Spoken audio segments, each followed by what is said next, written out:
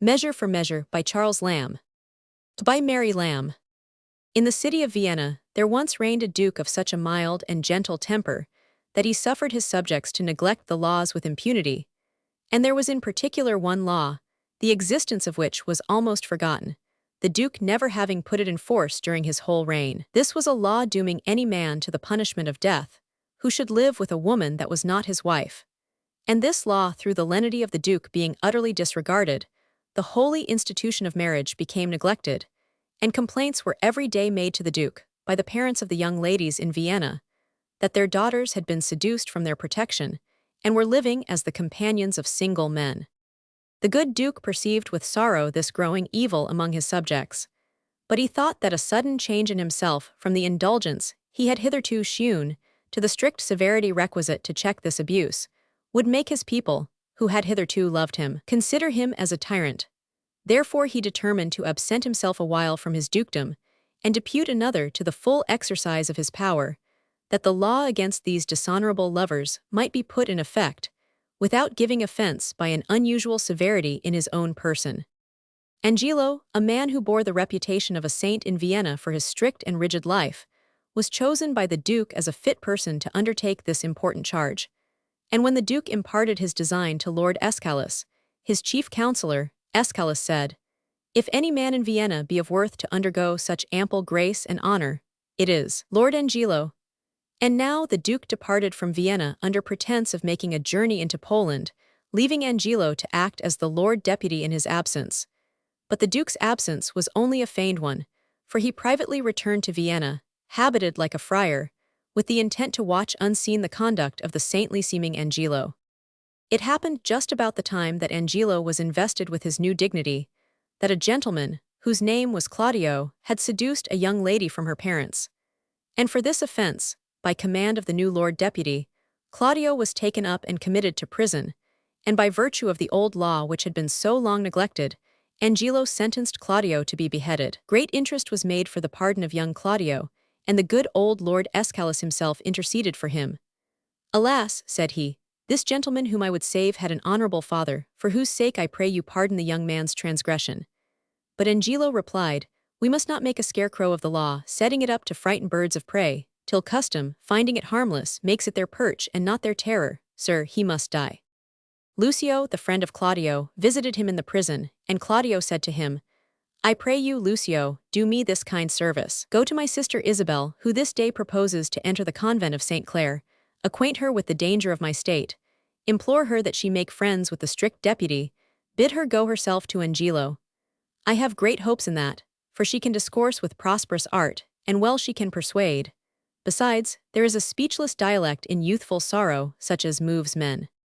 Isabel, the sister of Claudio, had, as he said, that day entered upon her novitiate in the convent, and it was her intent, after passing through her probation as a novice, to take the veil, and she was inquiring of a nun concerning the rules of the convent, when they heard the voice of Lucio, who, as he entered that religious house, said, "Peace be in this place."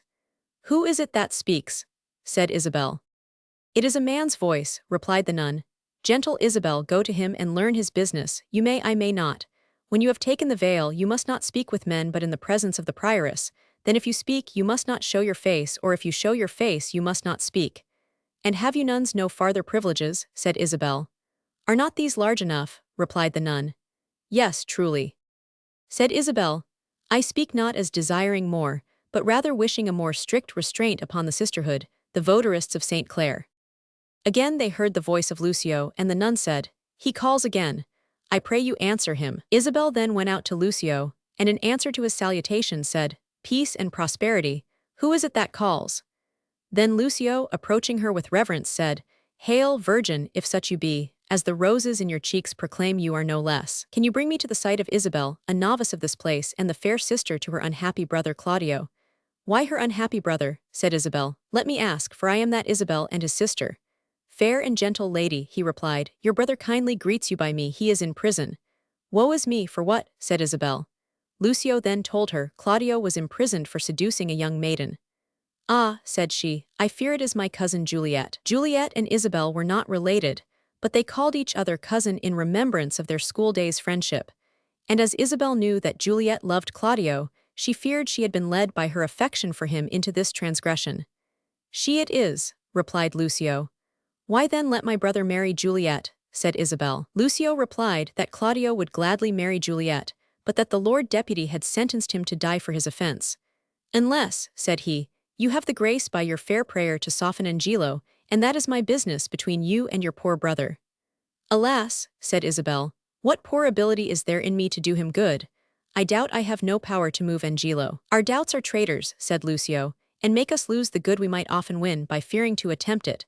Go to Lord Angelo. When maidens sue and kneel and weep, men give like gods."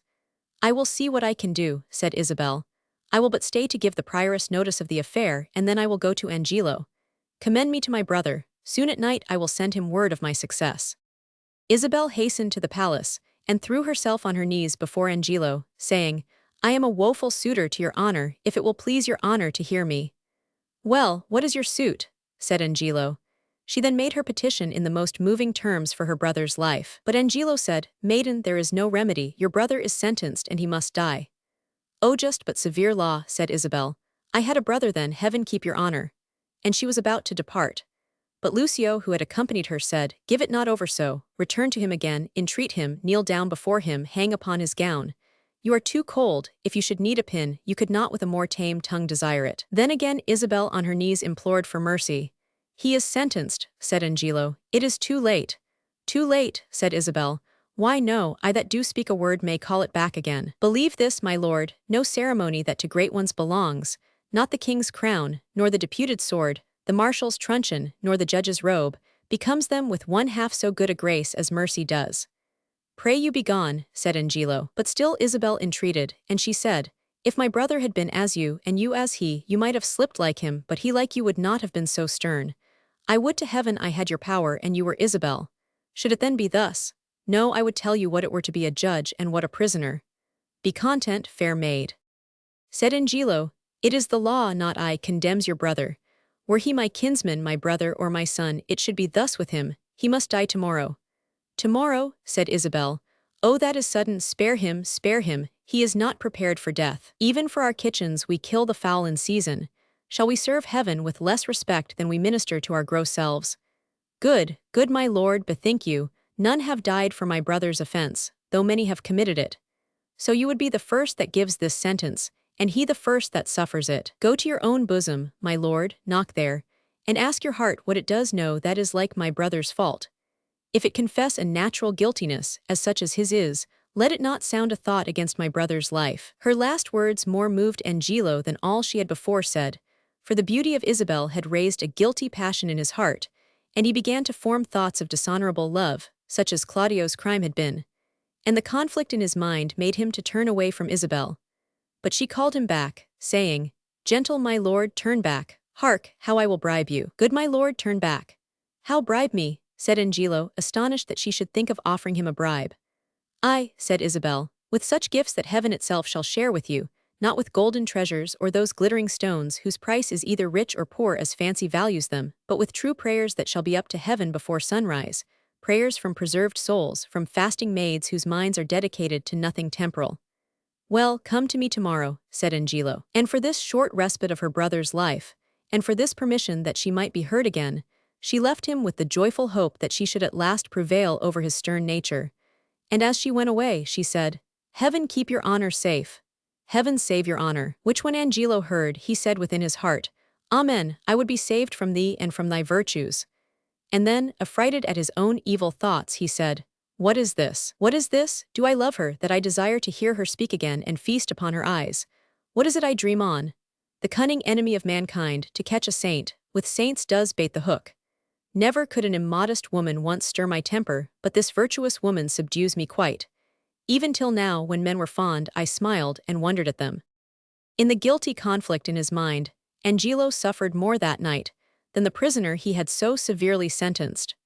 For in the prison Claudio was visited by the good duke, who in his friar's habit taught the young man the way to heaven, preaching to him the words of penitence and peace. But Angelo felt all the pangs of irresolute guilt, now wishing to seduce Isabel from the paths of innocence and honor, and now suffering remorse and horror for a crime as yet but intentional. But in the end, his evil thoughts prevailed, And he who had so lately started at the offer of a bribe resolved to tempt this maiden with so high a bribe, as she might not be able to resist, even with the precious gift of her dear brother's life. When Isabel came in the morning, Angelo desired she might be admitted alone to his presence, and being there, he said to her, if she would yield to him her virgin honor, and transgress even as Juliet had done with Claudio, he would give her her brother's life. For, said he, I love you, Isabel. My brother, said Isabel, did so love Juliet, and yet you tell me he shall die for it. But, said Angelo, Claudio shall not die, if you will consent to visit me by stealth at night, even as Juliet left her father's house at night to come to Claudio. Isabel, in amazement at his words, that he should tempt her to the same fault for which he passed sentence of death upon her brother, said, I would do as much for my poor brother as for myself. That is, were I under sentence of death, the impression of keen whips I would wear as rubies, and go to my death as to a bed that longing I had been sick for, ere I would yield myself up to this shame. And then she told him, she hoped he only spoke these words to try her virtue. But he said, believe me on my honor, my words express my purpose. Isabel, angered to the heart to hear him use the word honor to express such dishonorable purposes, said, Ha, little honor to be much believed, and most pernicious purpose. I will proclaim thee, Angelo, look for it. Sign me a present pardon for my brother, or I will tell the world aloud what man thou art. Who will believe you, Isabel? Said Angelo. My unsoiled name, the austereness of my life, my word vouched against yours, will outweigh your accusation. Redeem your brother by yielding to my will, or he shall die tomorrow. As for you, say what you can, my false will overweigh your true story. Answer me tomorrow. To whom should I complain? Did I tell this, who would believe me? Said Isabel, as she went towards the dreary prison where her brother was confined. When she arrived there, her brother was in pious conversation with the Duke, who in his friar's habit had also visited Juliet, and brought both these guilty lovers to a proper sense of their fault. And unhappy Juliet with tears and a true remorse confessed that she was more to blame than Claudio, in that she willingly consented to his dishonorable solicitations. As Isabel entered the room where Claudio was confined, she said, Peace be here, grace and good company. Who is there? Said the disguised Duke. Come in, the wish deserves a welcome. My business is a word or two with Claudio, said Isabel. Then the Duke left them together and desired the provost, who had the charge of the prisoners, to place him where he might overhear their conversation. Now, sister, what is the comfort? Said Claudio. Isabel told him he must prepare for death on the morrow. Is there no remedy? Said Claudio. Yes, brother, replied Isabel, there is, but such a one as if you consented to it would strip your honor from you and leave you naked. Let me know the point, said Claudio. Oh, I do fear you, Claudio, replied his sister. And I quake, lest you should wish to live, and more respect the trifling term of 6 or 7 winters added to your life than your perpetual honor. Do you dare to die? The sense of death is most in apprehension, and the poor beetle that we tread upon feels a pang as great as when a giant dies. Why do you give me this shame?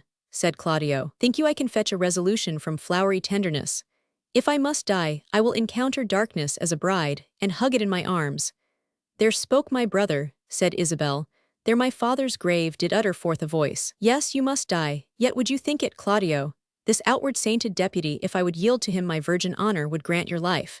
Oh, were it but my life, I would lay it down for your deliverance as frankly as a pin. Thanks, dear Isabel, said Claudio. Be ready to die tomorrow, said Isabel. Death is a fearful thing, said Claudio. And shamed life a hateful, replied his sister. But the thoughts of death now overcame the constancy of Claudio's temper, and terrors, such as the guilty only at their deaths do know, assailing him, he cried out, Sweet sister, let me live. The sin you do to save a brother's life, nature dispenses with the deed so far that it becomes a virtue. O faithless coward, O dishonest wretch, said Isabel. Would you preserve your life by your sister's shame? Oh, fie, fie, fie. I thought, my brother, you had in you such a mind of honor that had you 20 heads to render up on 20 blocks, you would have yielded them up all before your sister should stoop to such dishonor. Nay, hear me, Isabel, said Claudio. But what he would have said in defense of his weakness, in desiring to live by the dishonor of his virtuous sister, was interrupted by the entrance of the Duke, who said, Claudio, I have overheard what has passed between you and your sister. Angelo had never the purpose to corrupt her. What he said has only been to make trial of her virtue. She, having the truth of honor in her, has given him that gracious denial which he is most glad to receive. There is no hope that he will pardon you, therefore pass your hours in prayer and make ready for death. Then Claudio repented of his weakness and said, Let me ask my sister's pardon. I am so out of love with life that I will sue to be rid of it." And Claudio retired, overwhelmed with shame and sorrow for his fault. The Duke, being now alone with Isabel, commended her virtuous resolution, saying, "The hand that made you fair has made you good." "Oh," said Isabel, "how much is the good Duke deceived in Angelo! If ever he return, and I can speak to him, I will discover his government." Isabel knew not that she was even now making the discovery she threatened. The Duke replied, "That shall not be much amiss. Yet as the matter now stands, Angelo will repel your accusation, therefore lend an attentive ear to my advisings. I believe that you may most righteously do a poor wronged lady a merited benefit, redeem your brother from the angry law, do no stain to your own most gracious person, and much please the absent Duke, if peradventure he shall ever return to have notice of this business." Isabel said she had a spirit to do anything he desired, provided it was nothing wrong. "Virtue is bold and never fearful," said the Duke, and then he asked her if she had ever heard of Mariana, the sister of Frederick, the great soldier who was drowned at sea. "I have heard of the lady," said Isabel, "and good words went with her name." "This lady," said the Duke, "is the wife of Angelo, but her marriage dowry was on board the vessel in which her brother perished, and mark how heavily this befell to the poor gentlewoman. For beside the loss of a most noble and renowned brother, who in his love towards her was ever most kind and natural, in the wreck of her fortune she lost the affections of her husband, the well-seeming Angelo, who pretending to discover some dishonor in this honorable lady, though the true cause was the loss of her dowry, left her in her tears, and dried not one of them with his comfort. His unjust unkindness, that in all reason should have quenched her love, has, like an impediment in the current, made it more unruly, and Mariana loves her cruel husband with the full continuance of her first affection." The Duke then more plainly unfolded his plan. It was that Isabel should go to Lord Angelo, and seemingly consent to come to him as he desired, at midnight. That by this means she would obtain the promised pardon, and that Mariana should go in her stead to the appointment, and pass herself upon Angelo in the dark for Isabel. "Nor, gentle daughter," said the feigned friar, "fear you to do this thing. Angelo is her husband, and to bring them thus together is no sin." Isabel, being pleased with this project, departed to do as he directed her, and he went to apprise Mariana of their intention. He had before this time visited this unhappy lady in his assumed character, giving her religious instruction and friendly consolation, at which times he had learned her sad story from her own lips. And now she, looking upon him as a holy man, readily consented to be directed by him in this undertaking. When Isabel returned from her interview with Angelo to the house of Mariana, where the Duke had appointed her to meet him, he said, "Well met, and in good time. What is the news from this good deputy?" Isabel related the manner in which she had settled the affair. "Angelo," said she, "has a garden surrounded with a brick wall, on the western side of which is a vineyard, and to that vineyard is a gate." And then she showed to the Duke and Mariana 2 keys that Angelo had given her, and she said, "This bigger key opens the vineyard gate, this other a little door which leads from the vineyard to the garden. There I have made my promise at the dead of the night to call upon him, and have got from him his word of assurance for my brother's life. I have taken a due and wary note of the place, and with whispering and most guilty diligence he showed me the way twice over. Are there no other tokens agreed upon between you, that Mariana must observe?" said the Duke. "No, none," said Isabel, "only to go when it is dark. I have told him my time can be but short, for I have made him think a servant comes along with me, and that this servant is persuaded I come about my brother." The Duke commended her discreet management, and she turning to Mariana said, "Little have you to say to Angelo when you depart from him, but soft and low remember now my brother." Mariana was that night conducted to the appointed place by Isabel, who rejoiced that she had, as she supposed, by this device preserved both her brother's life and her own honor. But that her brother's life was safe the Duke was not so well satisfied, and therefore at midnight he again repaired to the prison, and it was well for Claudio that he did so, else would Claudio have that night been beheaded. For soon after the Duke entered the prison, an order came from the cruel deputy commanding that Claudio should be beheaded, and his head sent to him by 5 o'clock in the morning. But the Duke persuaded the provost to put off the execution of Claudio, and to deceive Angelo by sending him the head of a man who died that morning in the prison. And to prevail upon the provost to agree to this, the Duke, whom still the provost suspected not to be anything more or greater than he seemed, showed the provost a letter written with the Duke's hand, and sealed with his seal, which when the provost saw, he concluded this friar must have some secret order from the absent duke, and therefore he consented to spare Claudio, and he cut off the dead man's head and carried it to Angelo. Then the duke, in his own name, wrote to Angelo a letter, saying that certain accidents had put a stop to his journey, and that he should be in Vienna by the following morning, requiring Angelo to meet him at the entrance of the city, there to deliver up his authority. And the duke also commanded it to be proclaimed, that if any of his subjects craved redress for injustice, they should exhibit their petitions in the street on his first entrance into the city. Early in the morning, Isabel came to the prison, and the duke, who there awaited her coming, for secret reasons thought it good to tell her that Claudio was beheaded. Therefore, when Isabel inquired if Angelo had sent the pardon for her brother, he said, "Angelo has released Claudio from this world.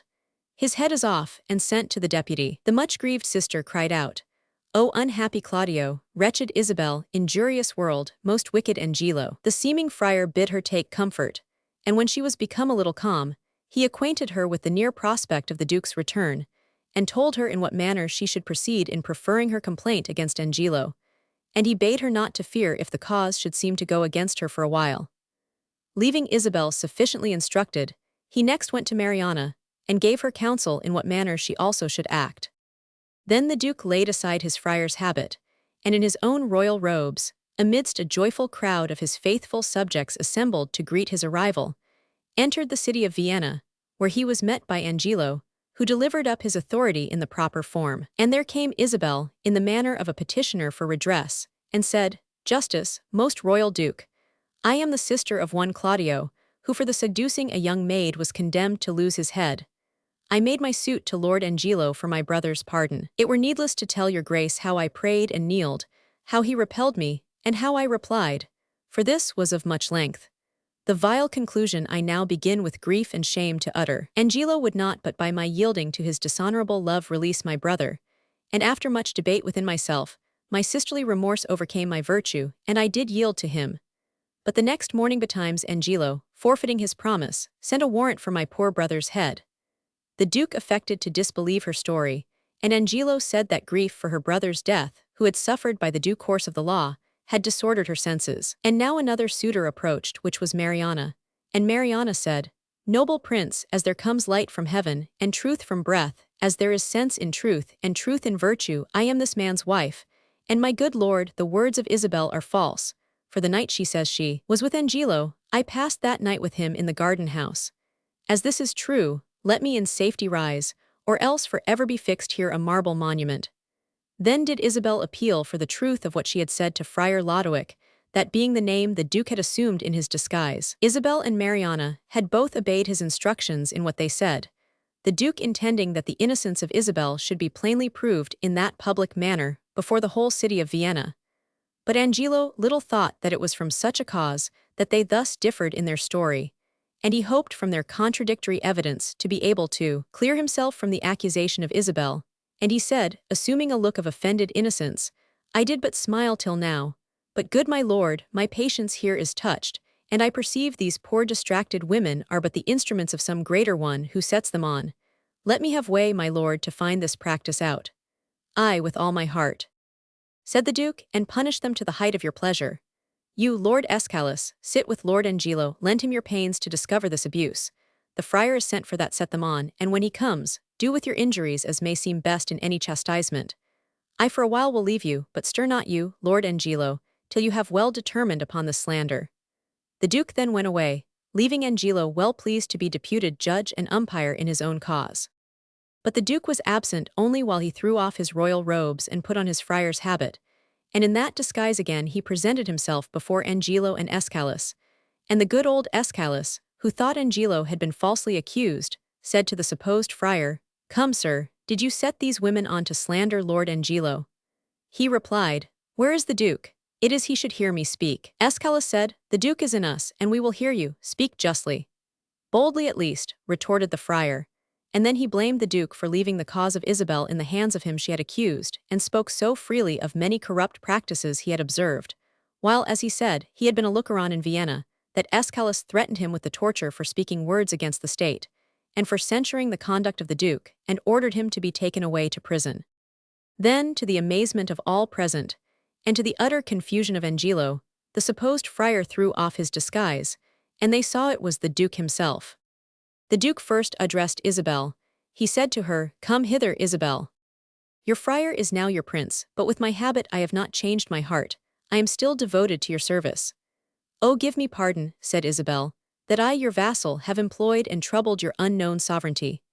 He answered that he had most need of forgiveness from her, for not having prevented the death of her brother, for not yet would he tell her that Claudio was living, meaning first to make a farther trial of her goodness. Angelo now knew the Duke had been a secret witness of his bad deeds, and he said, "O my dread lord, I should be guiltier than my guiltiness, to think I can be undiscernible, when I perceive your grace, like power divine, has looked upon my actions. Then, good prince, no longer prolong my shame, but let my trial be my own confession. Immediate sentence and death is all the grace I beg."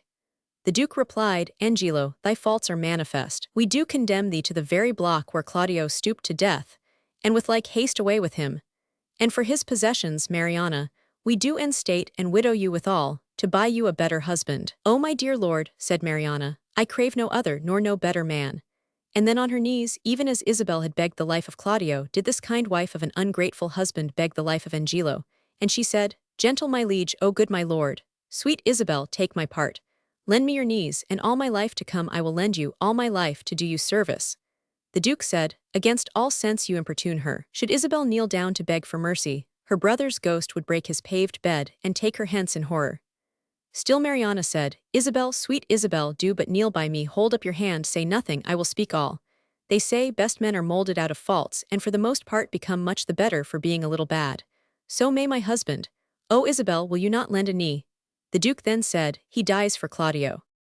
But much pleased was the good Duke, when his own Isabel, from whom he expected all gracious and honorable acts, kneeled down before him and said, "Most bounteous sir, look, if it please you, on this man condemned as if my brother lived. I partly think a due sincerity governed his deeds till he did look on me. Since it is so, let him not die. My brother had but justice, in that he did the thing for which he died." The Duke, as the best reply he could make to this noble petitioner for her enemy's life, sending for Claudio from his prison house, where he lay doubtful of his destiny, presented to her this lamented brother living, and he said to Isabel, "Give me your hand, Isabel, for your lovely sake I pardon Claudio. Say you will be mine, and he shall be my brother too." By this time Lord Angelo perceived he was safe, and the Duke, observing his eye to brighten up a little, said, "Well, Angelo, look that you love your wife. Her worth has obtained your pardon. Joy to you, Mariana. Love her, Angelo. I have confessed her and know her virtue." Angelo remembered, when dressed in a little brief authority, how hard his heart had been, and felt how sweet is mercy. The Duke commanded Claudio to marry Juliet, and offered himself again to the acceptance of Isabel, whose virtuous and noble conduct had won her prince's heart. Isabel, not having taken the veil, was free to marry, and the friendly offices, while hid under the disguise of a humble friar, which the noble Duke had done for her, made her with grateful joy accept the honor he offered her.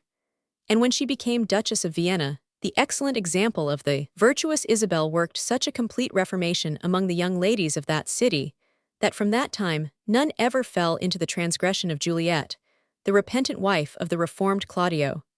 And the mercy-loving Duke long reigned with his beloved Isabel, the happiest of husbands and of princes.